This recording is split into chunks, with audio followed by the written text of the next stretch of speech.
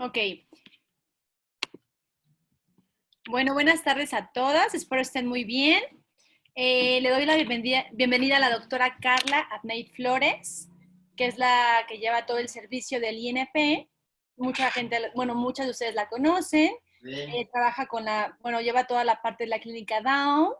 Y bueno, ¿qué más me queda? Porque pues, presentarla ya todo el mundo la conoce, saben que es muy buen médico y es una excelente pediatra y especialista en síndrome de Down.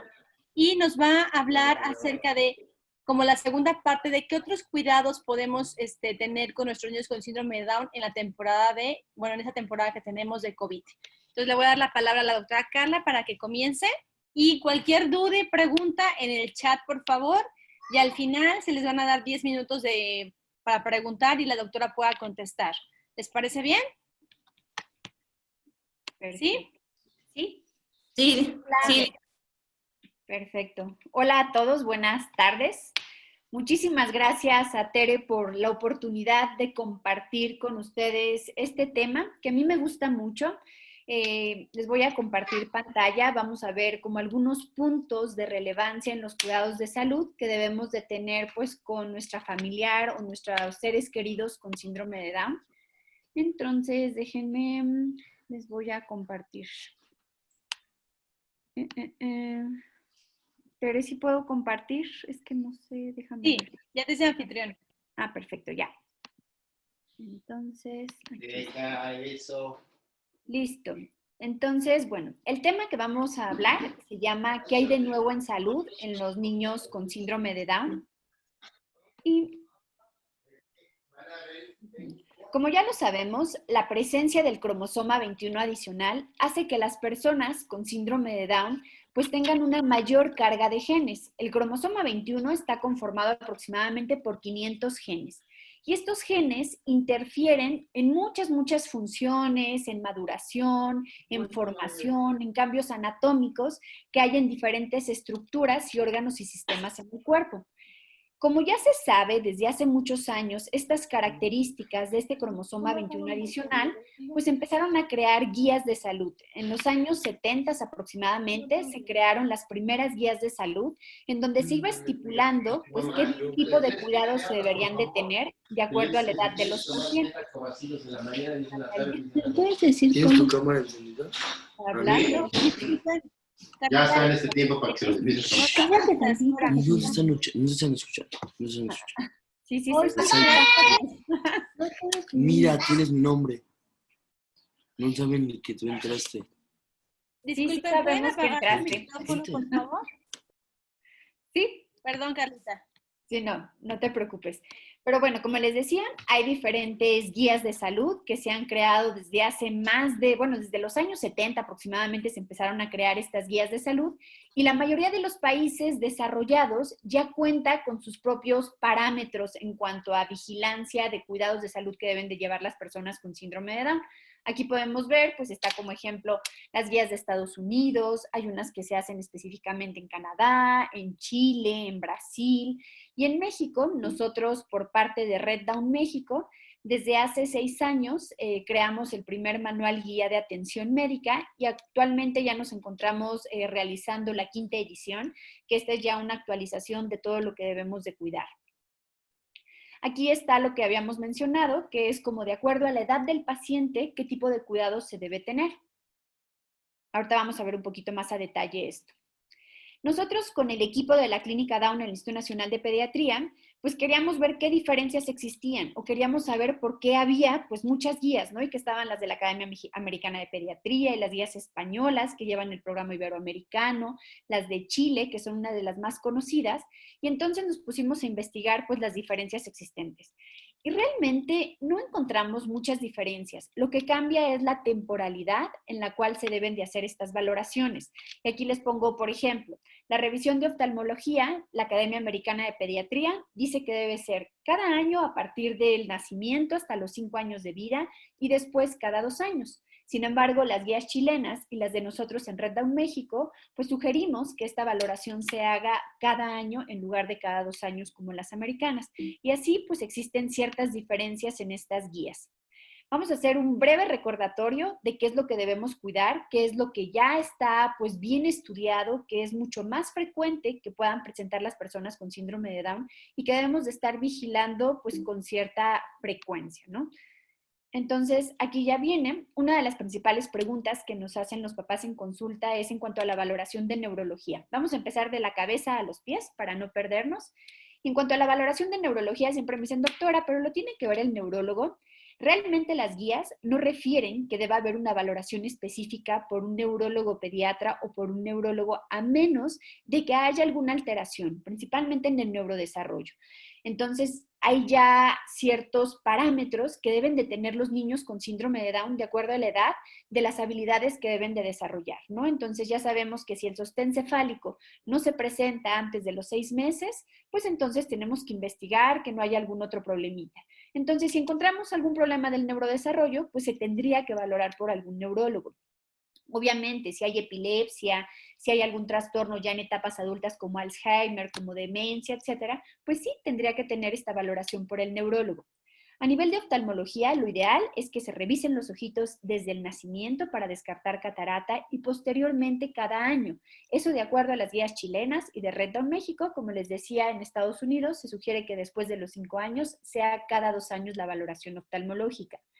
Ya tuvieron una charla con Iris Rentería, que ella es otorrino y que yo creo que es de las que más sabe en cuanto a sueño y todas las características de la vía respiratoria en niños con síndrome de Down. Ella también nos apoyó mucho pues en la creación de esta guía de Red Down México y pues bueno, se tiene que detectar también a tiempo que no haya algún problema audiológico, que no haya algún trastorno de sueño. Esto, lo ideal, la Academia Americana de Pediatría y en España refieren que se debe hacer a partir de los 4 años. Sin embargo, nos hemos dado cuenta que la población pediátrica puede presentar estos problemas desde etapas muy tempranas. Por lo tanto, pues se tiene que hacer una detección oportuna. Se tiene que ver por el gastroenterólogo si existe algún problema de mala absorción, alguna intolerancia alimentaria, como la enfermedad celíaca, etcétera. A nivel de ortopedia, pues tenemos que descartar que no haya algún problema, principalmente la luxación de la atlantoaxoidea, que es a nivel de la columna cervical. Se tienen que hacer estudios de sangre, pruebas de tiroides, biometría hemática. Y bueno, todo esto es como un checklist que tenemos que ir viendo en nuestro hijo para ver si ya tiene todas estas valoraciones. El hecho de que existan estas valoraciones pues ya ha ayudado mucho a mejorar la expectativa de vida de las personas con síndrome de Down. Ustedes pueden ver aquí en esta gráfica, y en los años 60 las personas con síndrome de Down no vivían más de 10 años, entonces tenían una expectativa de vida muy corta. Y después aquí ya tenemos que actualmente la expectativa de vida es aproximadamente 60 a 65 años. Ustedes pueden ver aquí esta foto de este jovenazo, que es Bert Holbrook. Él es la persona con síndrome de Down de mayor edad, tiene 83 años. Entonces, pues, la verdad es que es increíble el ver cómo pueden ya tener una expectativa muy larga. Pero no se trata de que vivan muchos años nada más. Realmente se trata de que tengan una adecuada calidad de vida, de que no lleguen a los 80 años cargando una serie de problemas médicos. Y ese es uno de los objetivos que se tiene en llevar un adecuado cuidado de salud. Entonces, ¿qué es lo que ha pasado en los últimos años? La última actualización de las guías de salud se hizo en el año 2011. Esto lo hizo la Academia Americana de Pediatría. Sin embargo, en estos últimos 9 años, pues se ha producido mucho conocimiento, mucha investigación. Si nosotros hacemos una búsqueda en este portal, por ejemplo, que es como de artículos científicos, artículos médicos, pues vemos que año con año se están produciendo más de 1,200 artículos solo relacionados en salud en síndrome de Down. Por lo tanto, del año 2011 hasta finales de diciembre del 2019, pues hubo más de 9,000 investigaciones en salud. Y esto fue algo que a nosotros en la clínica pues nos llamaba mucho la atención porque decíamos, pues no se ha actualizado, o sea, lo que sabemos pues es desde el año 2011 y entonces no se ha hecho ningún cambio. Y vemos nosotros en nuestra práctica diaria que hay ciertas cosas que no se toman en cuenta y que es muy importante abordar. Entonces, pues ahorita ya vamos a entrar un poquito más de lleno en este tema y vamos a ver estos 5 puntos que debemos de tomar en cuenta, que tienen que ver con los lípidos, con los niveles de vitamina D, con problemas de la deglución, vacunas e hipertensión arterial pulmonar. acuérdense que esto es algo extra a lo que ya debemos de estar cuidando, ¿no? Todo lo que habíamos mencionado anteriormente y que ya viene en las guías, esto es algo que no viene en las guías y que es muy importante que empecemos a poner pues cierto énfasis en vigilar cómo se encuentra nuestro hijo en estos aspectos. Entonces vamos a iniciar. Y en cuanto a la dislipidemia, primero vamos a saber qué es la dislipidemia. La dislipidemia es cuando existen niveles anormales en las grasas de la sangre, que puede ser triglicéridos, puede ser colesterol o pueden ser las dos. Normalmente, la cantidad de colesterol que nosotros tenemos, un cuarto viene a partir de la alimentación y el resto viene por la producción que tiene el organismo, principalmente a nivel hepático. Estas grasitas, como no pueden andar solas en la sangre, se tienen que unir a alguien que las transporte. Esto se llama lipoproteínas. Y estas hay unas buenas, que son las que vemos aquí en rojo. Perdón, estas son las malas y las que están aquí en verde son las buenas. Las lipoproteínas de baja densidad son las malas y son las que se pegan a las arterias.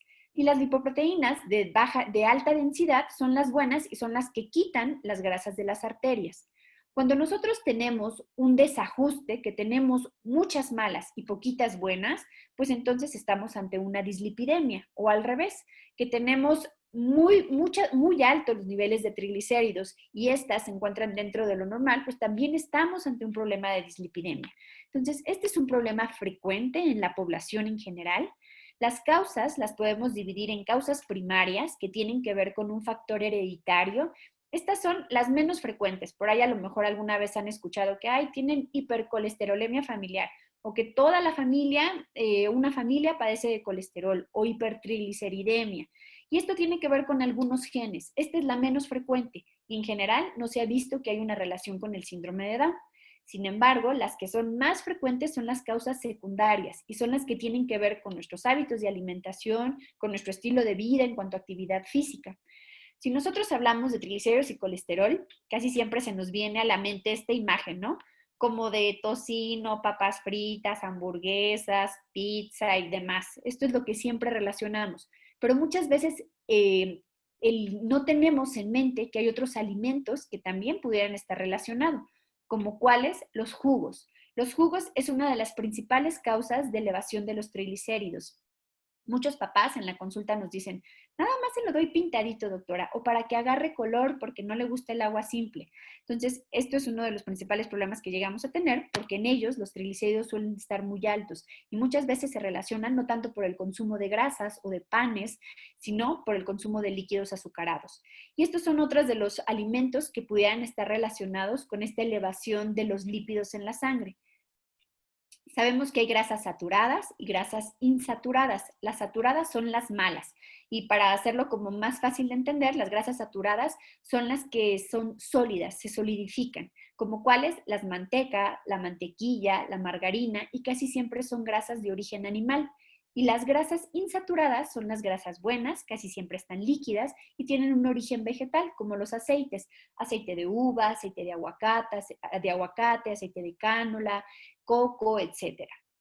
Entonces, bueno, esos son como algunos ejemplos de las grasas.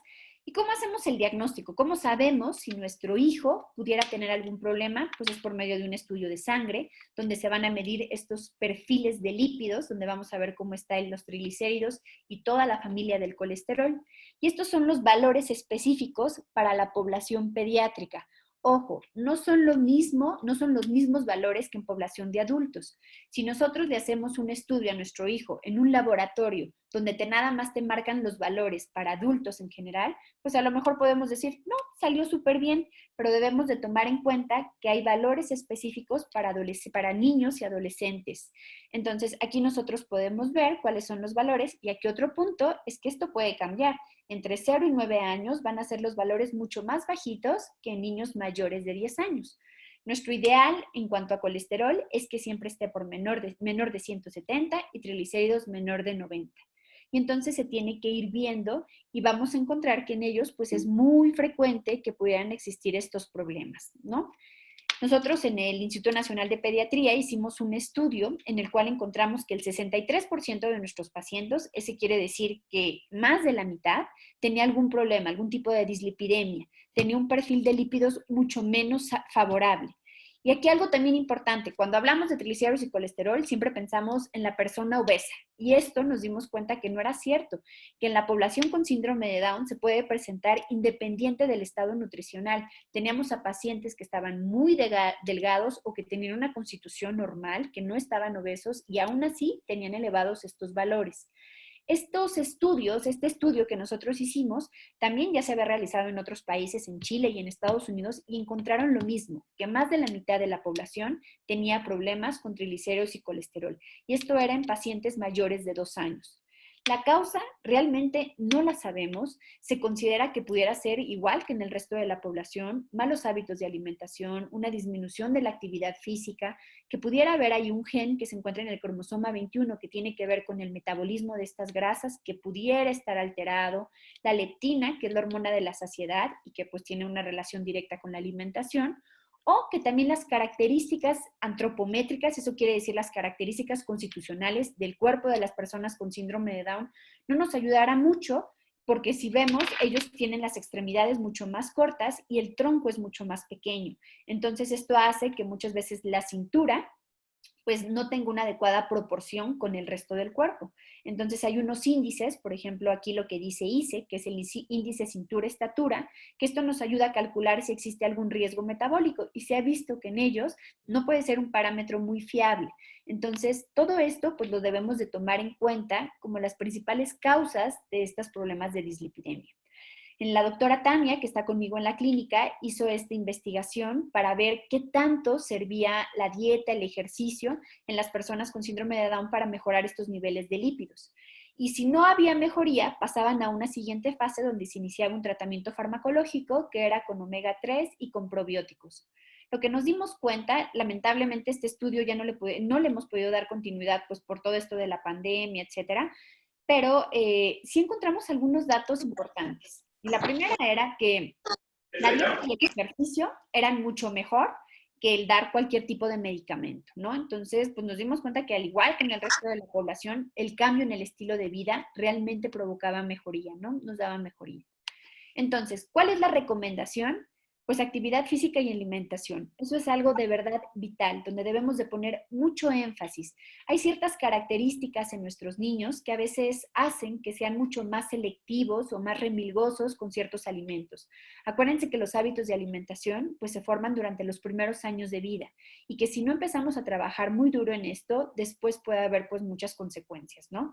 Entonces, ¿qué se debe hacer? Pues a todo niño con síndrome de Down se le debe de tomar un perfil de lípidos a partir de los 2 años. Y posteriormente, cada año se tiene que estar vigilando para ver si hay necesidad de hacer algún otro tipo de intervención.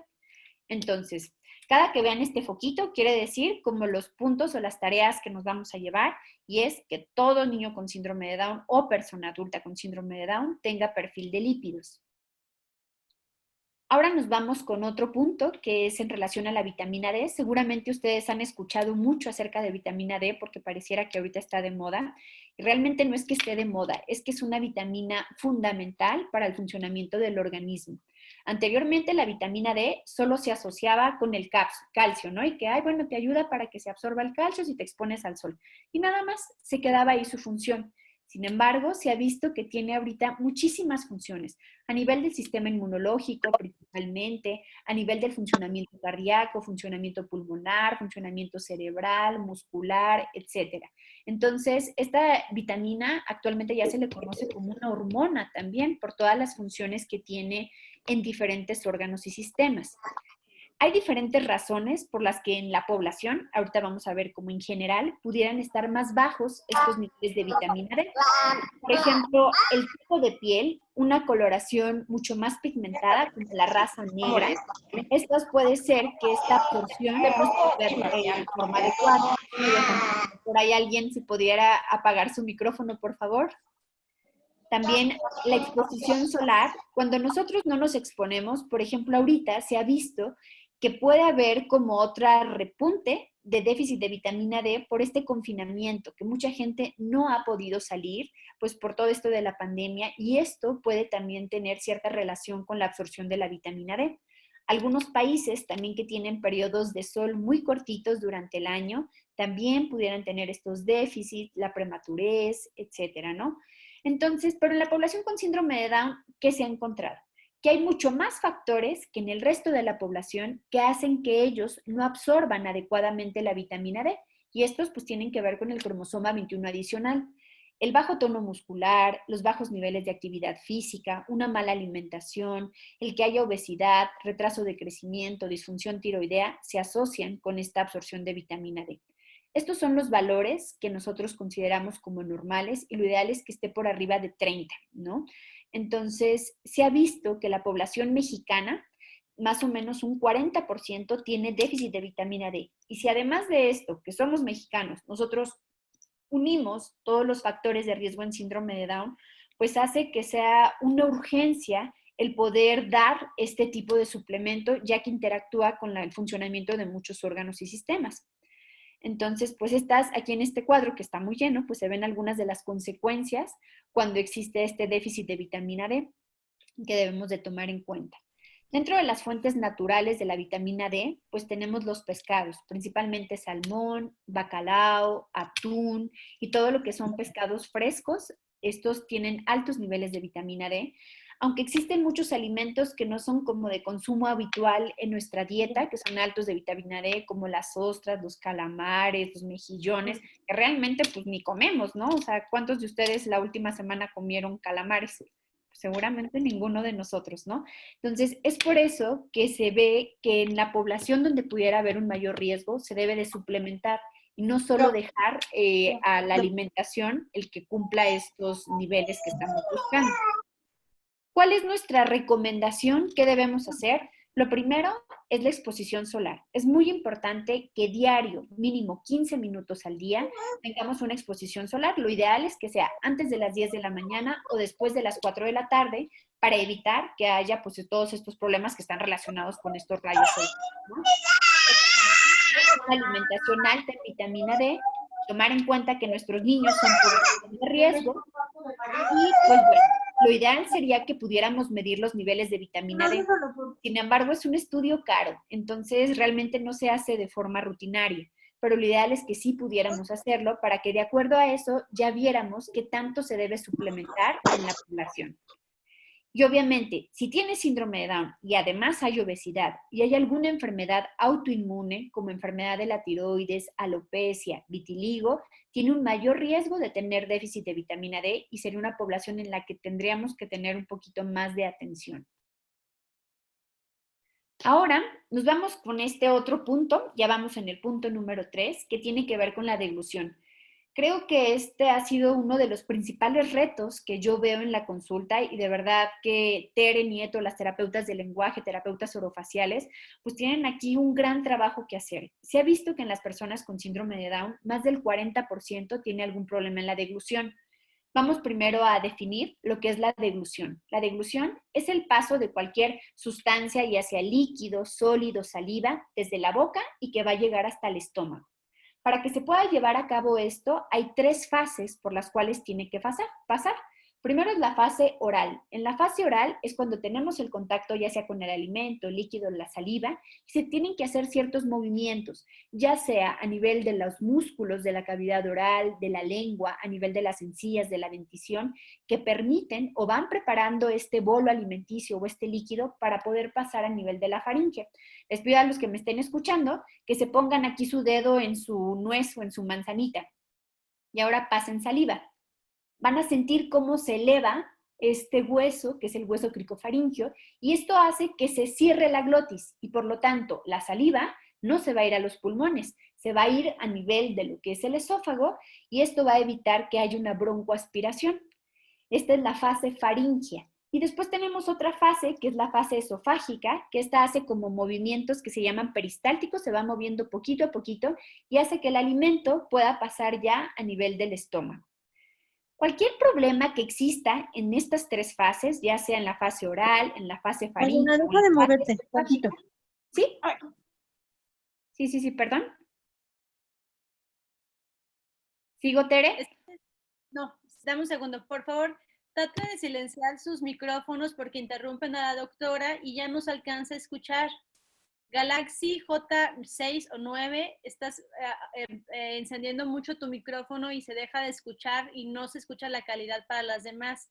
Porfa, pongan mucha atención en su micrófono. Gracias. Perdón, Carlita. Sigue. No, no te preocupes. Entonces les decía, cualquier problema en estas fases, en estas 3 fases que vimos, nos puede condicionar algo que se conoce como disfagia, que es una imposibilidad del paso del alimento desde la boca hasta el esófago. Les voy a poner este video donde vienen más o menos explicadas estas fases para que puedan ver. Aquí viene la primera, que esta es la fase, aquí es la odinofagia, cuando hay algún problema a nivel de esta fase oral y que impide el paso del alimento. Entonces aquí pueden ver, se los regreso para que lo vean porque va un poquitín rápido. Entonces aquí está el alimento, vamos a ver cómo va a pasar. Y aquí se queda atorado, ¿no? Y eso puede generar cierta molestia o dolor. Después tenemos lo que es el reflujo, que es otro trastorno, donde se regresa el alimento. Estaba a nivel ya del esófago y se regresa. Y la otra es esta microaspiración. Entonces se los pongo aquí para que la vean porque va bien rápido este video. Pero aquí está, es cuando pasa el alimento. Aquí es el reflujo y la otra es cuando el alimento pasa, no se cierra esta epiglotis y se va el alimento a nivel pulmonar. Y entonces se llega hasta los pulmones. Entonces todo esto son problemas que se conocen como disfagia. Normalmente, para que se lleve a cabo adecuadamente la deglución, pues intervienen muchos factores a nivel del sistema nervioso central, todos los músculos, los dientes, la lengua, el esófago, etc. Cualquier alteración pues nos va a traer problemas en la deglución. En los niños con síndrome de Down, pues sabemos que existe una cara más chiquita, hay una hipoplasia más chatita, hay una hipoplasia mediofacial, los músculos están más aguaditos, hay alteraciones a nivel del sistema nervioso central y puede haber alteración en la integración sensorial, que no sean tolerantes a ciertas texturas de los alimentos y que esto también pudiera condicionar que hubiera un mayor problema en la deglución. Entonces, se ha visto que en las personas con síndrome de Down hasta un 40% pudiera llegar a presentar alguno de estos problemas. Entonces, ¿qué es lo que debemos hacer? Evaluar la deglución de forma temprana. Y esto se tiene que ver en todos los grupos de edad. Es muy frecuente que tengamos pacientes adolescentes, adultos, que no saben masticar y que los papás lo dicen. Doctora, es que nada más como le quita el saborcito a la comida y se lo traga. O nada más chupa la carne y escupe el resto. Entonces, no solo nos quedemos en que pudiera ser algún problema de texturas, también tenemos que ver, a lo mejor le duele el paso del alimento, a lo mejor no tiene una adecuada coordinación entre tener el alimento en la boca y poder pasarlo y está microaspirando. Entonces, tenemos que detectar que no haya algún tipo de problema. Hay cosas muy básicas que debemos hacer, ¿no? Que tenga una adecuada postura a la hora de comer, que no esté totalmente agachado, que ayude a que haya una adecuada expansión a nivel de lo que es la columna cervical para que pueda pasar el alimento, como alinear todo esto. Es muy importante el progresar los alimentos para que así nos podamos dar cuenta que no hay algún otro problema. Y uno de los puntos más importantes, pues, es la terapia orofacial, ¿no? El trabajar todos estos músculos para que estos mecanismos se puedan llevar a cabo de la forma correcta. Algo aquí muy importante y que a veces no tomamos en cuenta es esto que les decía. Muchas veces con los líquidos claros son los líquidos transparentes como el agua o algunos jugos en los cuales pues se puede ver a través de ellos, tienen un bajo peso molecular. Eso quiere decir que son muy ligeros y cuando lo toman los niños se atragantan. Entonces, algo que se sugiere y que hacen mucho en Estados Unidos es el uso de espesantes. Entonces, nos dicen, doctor, es que no toma agua a menos de que se la dé con algún sabor o que se la dé con algún licuado. Entonces, tal vez no es que sea solo maña, tal vez es que le lastima o se atraganta. Entonces, es un líquido que le provoca que cierta parte se vaya a nivel pulmonar y es por eso que tose de inmediato.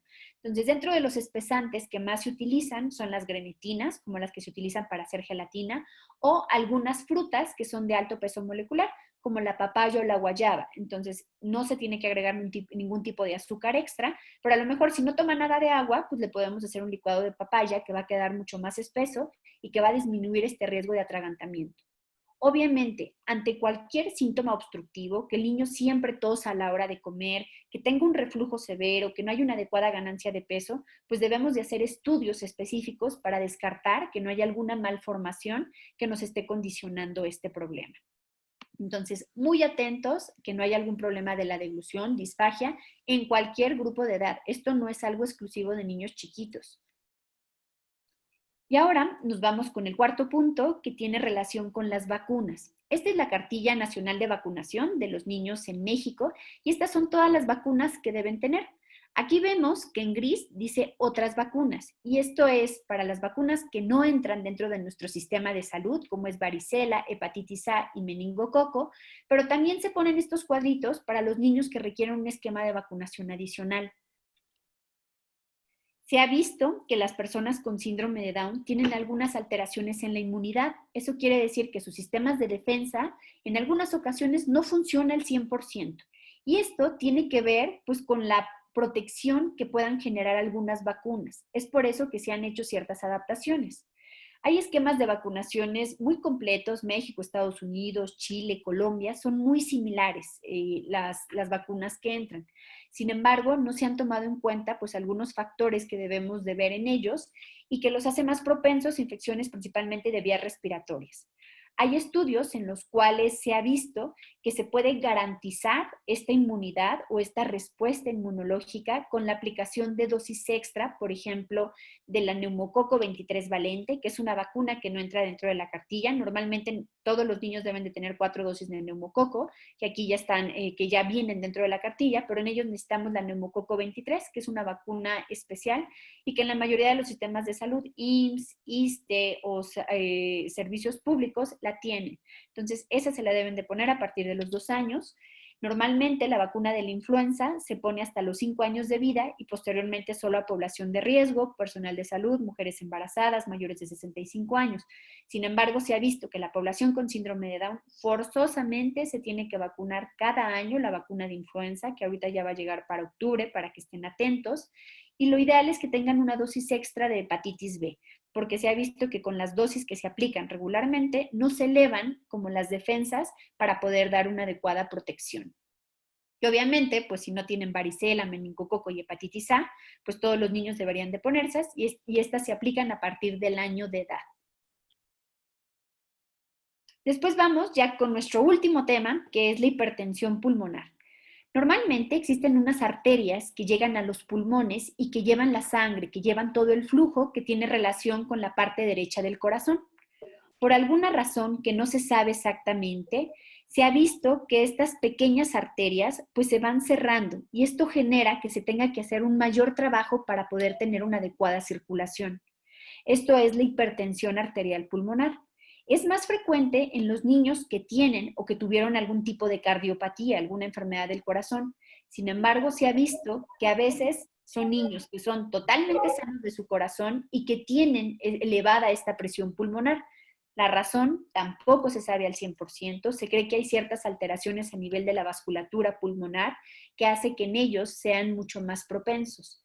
Lo ideal es que esta presión pulmonar siempre esté por debajo de 25. Estos valores se hacen de forma calculada por medio de un estudio que se llama ecocardiograma, que lo hace el cardiólogo pediatra. Son cifras calculadas que nos orientan a ver si existe un problema o no. Cuando los niños no tienen cardiopatía, cuando nacen y les dicen tu corazón está totalmente sano, muchas veces ya se dan de alta del cardiólogo. Sin embargo, y esto es lo que refieren las guías, en los niños que no tienen cardiopatía, hasta que sean adolescentes, se tienen que valorar otra vez. Sin embargo, se ha visto que no, que sí se tienen que estar valorando como mínimo cada 2 años para descartar que no haya algún otro problema a nivel pulmonar. Entonces, esto es otro de los puntos que debemos de tomar en cuenta. A pesar de que nuestro hijo no tenga ningún problema a nivel del corazón, se tiene que evaluar cómo está esta función de la arteria pulmonar. Estos problemas pueden ser transitorios, se pueden quedar por mucho tiempo o pueden irse y venir. Es por eso que esta valoración se tiene que hacer de forma rutinaria, como mínimo cada 2 años. Cuando este problema es recurrente, muchas veces coexiste o está al mismo tiempo que la apnea obstructiva del sueño, hasta en un 85% de los casos. Y esto se puede relacionar con hipoxia, con disminución de la cantidad de oxígeno y con neumonías recurrentes. Entonces, esto es uno de los puntos que debemos de tomar en cuenta.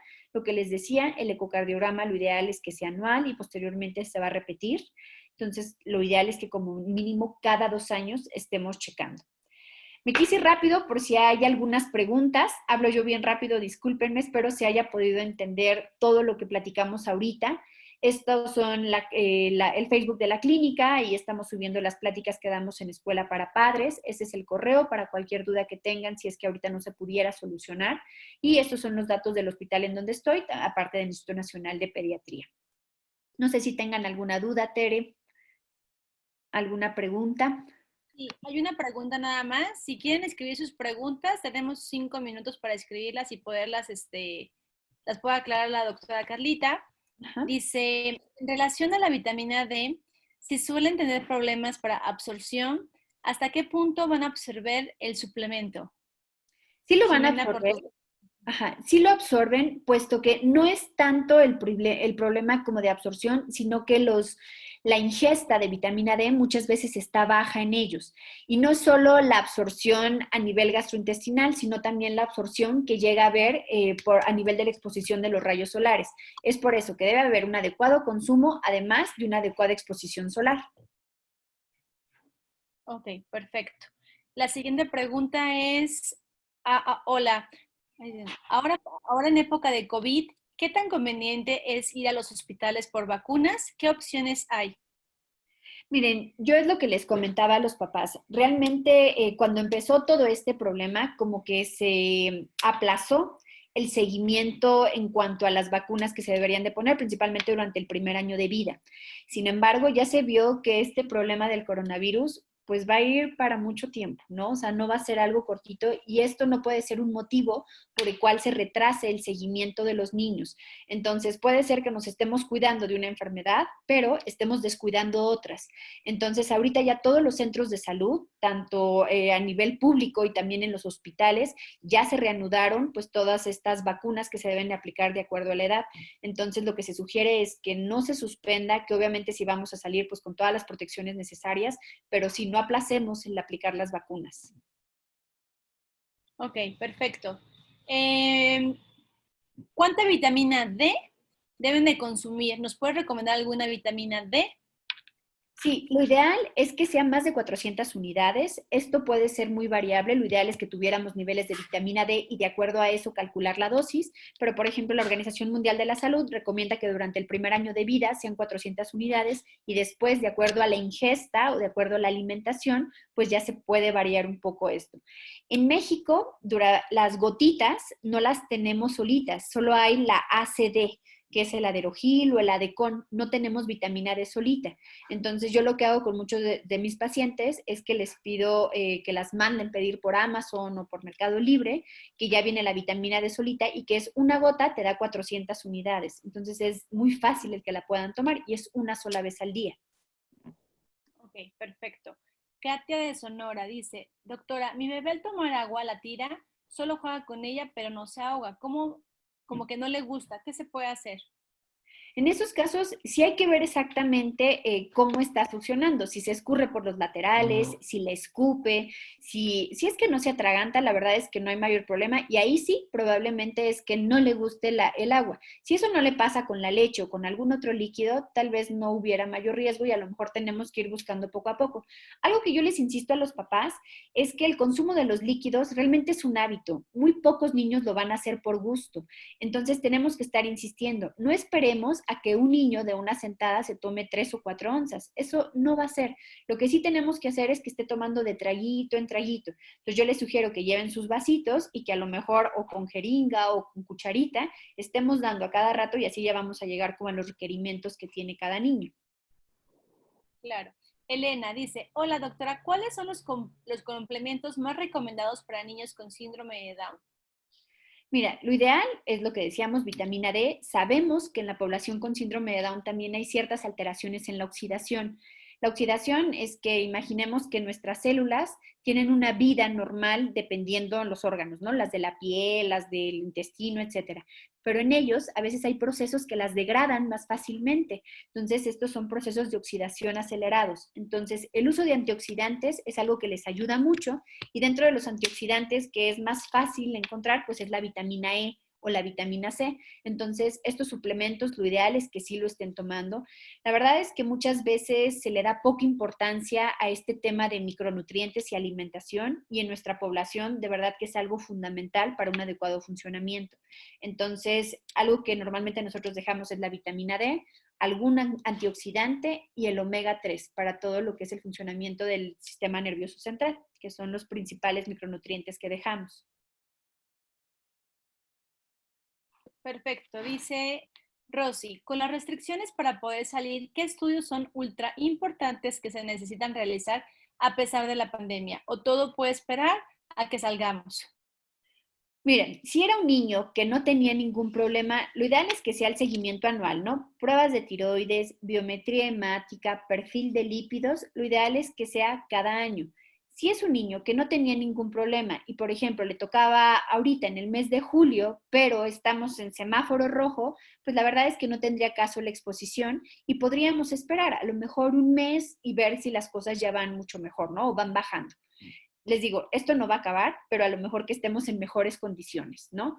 Pero si es un niño que está tomando medicamento para la tiroides, que había salido con problemas altos, no nada más un poquito, que había salido con algún tipo de disfunción, que había estado con anemia o con algún problema de defensas y que era necesario el llevar este control de forma más cercana, lo ideal es que sí se hiciera. Entonces, tampoco, lo mismo que con las vacunas, no podemos postergar por tanto tiempo, pues, este seguimiento. Natalia Telles dice que si nos puedes compartir la presentación, se va a grabar esta conferencia, bueno, esta videollamada en YouTube, ahí la puedes ver. Y ella también pregunta, ¿la vitamina D3 es la misma de la que se acaba de hablar? Nosotros la estamos administrando en gotas. Y por Sí, ahí es otra lo mismo. pregunta, ¿no? En relación a la vitamina D, ¿qué suplemento recomiendan? Es la misma la vitamina D3. Las marcas que hay de vitamina D es la One Drop o D-Drops, que son las que vienen en gotitas y esas no se encuentran en la farmacia, sí se tienen que pedir por internet. Y si no, la podemos dar con la vitamina ACD, que es el Aderogil o el Adecon C.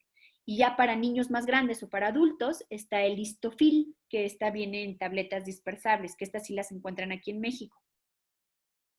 Ok, perfecto. Valeria de Tijuana. A mi hija de 9 meses, los neumólogos la diagnosticaron con aspiración de reflujo, después de neumonía y con gamagrama gástrico y un estudio de eglución. El gastroenterólogo no está de acuerdo con eso.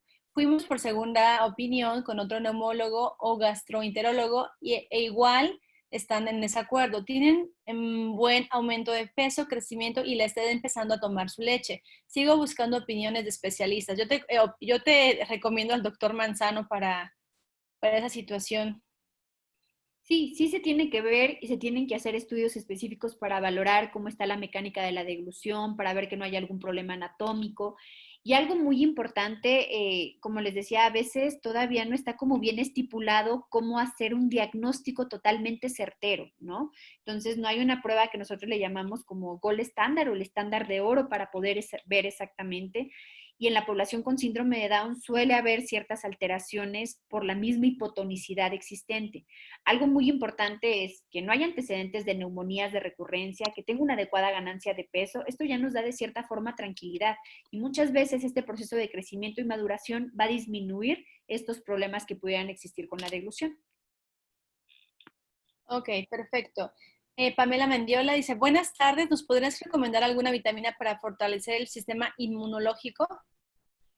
Realmente no hay un estudio que tenga una validez científica al 100% que nos diga, con este ya su sistema inmunológico va a funcionar al 100%. La verdad es que no lo hay. Hay suplementos que pueden ayudar, por ejemplo, el pulmonarón, el bronchobaxón, el uncaloavo, el factor de transferencia, pudiera ayudarles. Obviamente se tiene que individualizar cada caso. Entonces ya cuando vemos al paciente de forma individual, pues vemos a ver qué tanto se enferma, si realmente son cuadros bacterianos o si a lo mejor es solo un mal manejo de secreciones y de acuerdo a eso ya ir encaminando qué pudiera ayudarle un poco más. Ok, perfecto. Yo creo que 3 preguntas más. Ruth Salgado dice, mi bebé no acepta ningún alimento. Ve el plato y llora o se avienta hacia atrás en cuanto en cuanto le llevo la cuchara a la boca. Ya tiene terapia del lenguaje, pero no continúa sin aceptar alimentos de ninguna consistencia. El agua solo con jeringa y que puede ser solo toma seno materno.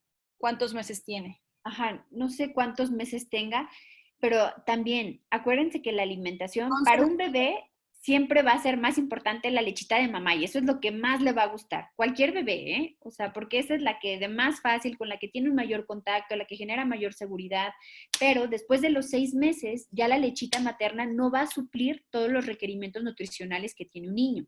Sigue siendo muy importante y si puede continuar por mucho más tiempo es lo ideal, pero sí tenemos que empezar con el consumo de ciertos alimentos. Si nosotros desde un inicio empezamos a tener como una relación negativa con la alimentación, de que él se avienta y nosotros le metemos el alimento y entonces la hora de comer se empieza a volver pues una guerra, entonces ahí empezamos mal y entonces desde ahí pues empezamos a tener pues estos problemas de alimentación, ¿no? Entonces tenemos que ir buscando, tiene que ser en forma de juego, tenemos que ser muy respetuosos en cuanto al seguimiento y los gustos del niño y también evitar el estarlo llenando de lechita. Si él rebasa sus capacidades gástricas con lechita materna, pues es obvio que va a decir, pues yo ya no quiero más, yo ya tengo mi panza llena, ¿no? Pero sí debemos de ir buscando como la forma en cómo empezar a introducir de forma respetuosa y positiva otro tipo de alimentos. Sí, o también puede ser una posibilidad, Cruz Salgado, de que tu hijo tenga un problema de hipersensibilidad en los alimentos. Entonces hay que checarlo, sí tiene terapia del lenguaje, pero tiene terapia oromotora, hay que preguntarle a tu terapeuta del lenguaje que él está trabajando en la parte de sensibilidad. A lo mejor tiene un problema de sensibilidad para aceptar los alimentos. 2 preguntas más.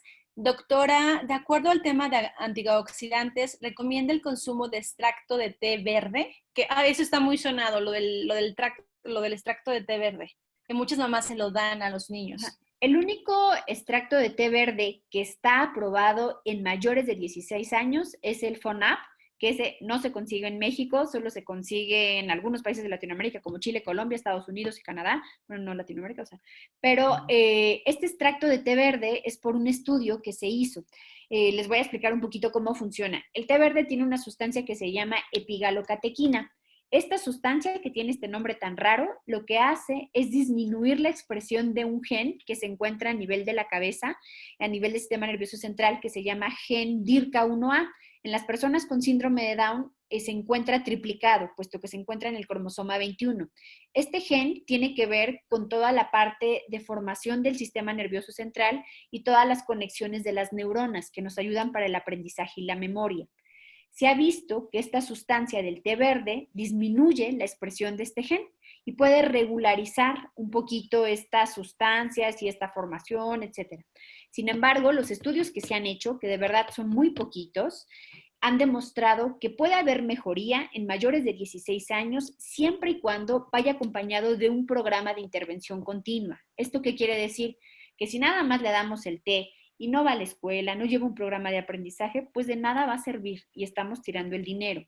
Y si damos un té que no es el recomendado y es el té verde que encontramos en la tienda, pues de nada va a servir porque lo que necesitamos es un concentrado. Algo muy importante es que en la población pediátrica no podemos dar el té así nada más. Yo no lo recomiendo en mis niños porque yo veo la mayoría son niños en menores de 18 años y lo que tiene el té es una sustancia que se llama metiljantinas y que puede ser estimulante a nivel del cerebro y esto puede acarrear otras cosas que todavía ni siquiera conocemos. No hay un aval científico para darlo en población pediátrica. Hasta la fecha no lo hay. Si en algún momento lo hay y ya se hacen estudios más en forma, pues créanme que voy a ser yo la primera en recomendárselo, pero ahorita no. Claro, sí, es que aquí hay un tema porque sé que hay muchas mamás de provincia que les dan té verde, no sé qué tipo de té verde, y dicen que con eso han mejorado sus niños en lenguaje y aprendizaje. Y cuando, bueno, una mamá me lo escribió a mí me dijo, bueno, una mamá me escribió a mí y dije, qué raro, o sea, yo no había escuchado algo así, y menos en México, porque sé que el té hay que importarlo. Sí, sí, sí, sí. Y la verdad es que también otra cosa, o sea, como no se sabe, si ustedes están viendo mejorías, si su hijo no tiene ningún dato de alarma que digamos, no cambió el sueño, él está bien, en su conducta va bien, pues tampoco va a ser algo que le haga daño. Entonces, pues pueden continuar. La verdad es que ahí vale más la experiencia que vayan teniendo Claro, ustedes de forma individual. la última pregunta, Tere, ¿qué tan buenos son los probióticos? Más bien aquí es doctora, que en esta época se volvieron como un boom llamado los búlgaros. Los búlgaros, el kefir, que es como el yogur del búlgaro, les puede ayudar mucho, es un probiótico natural. La verdad es que si se los pueden dar, no le va a hacer para nada daño, les va a ayudar y ayuda como a restaurar esta flora gastrointestinal en niños que toman muchos medicamentos o que estuvieron sometidos al uso de muchos antibióticos. Puede restaurar totalmente la flora intestinal, también regula el tránsito intestinal. Es muy frecuente en ellos que existe estreñimiento, entonces también les puede ayudar a tener ya un patrón de evacuaciones adecuado. Entonces sí se puede dar. Aquí ojo, porque a veces pues genera una flora bacteriana y esto puede generar inflamación y muchos gases. Entonces tenemos que ver, como les decía, tenemos que individualizar cada caso. Entonces puede ser niños que sea una maravilla y que lo estén tomando diario, y hay niños que a lo mejor le toman y se inflaman mucho y están con muchos gases todo el día, ¿no? Entonces tenemos que ir viendo cómo responden, pero es bueno, son buenos. Claro, perfecto. Bueno, hay muchísimas preguntas, doctora Carlita. ¿Dónde te podemos contactar? ¿Tu teléfono es todo consulta, por videollamada? Y ¿Cómo? ahorita estoy, urgencias ya las estoy viendo, ya estoy dando consulta presencial y lo que estoy haciendo ahorita son consultas o valoraciones online, asesorías online. Entonces esto nos ha ayudado mucho. La verdad es que yo al principio estaba muy renuente a hacerlas porque sentía que faltaba este contacto directo con el paciente.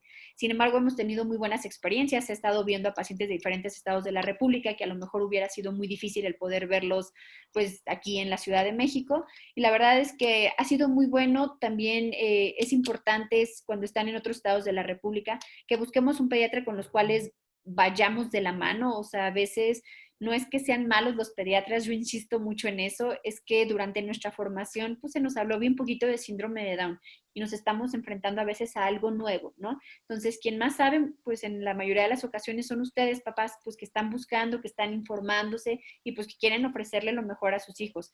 Entonces, pues ustedes de la mano con su pediatra también pueden irlos orientando, ¿no? Y doctor, vi que hay unas guías, doctor, sé que podemos hacer esto, ¿cómo ves si lo iniciamos? Y creo que esto no solo va a beneficiar a sus hijos, sino que a la larga, pues cuando tengan otros pacientes con síndrome de Down, pues el médico al que ustedes pues pueden ayudar, pues va a brindarles también pues ese plus al resto de sus pacientes.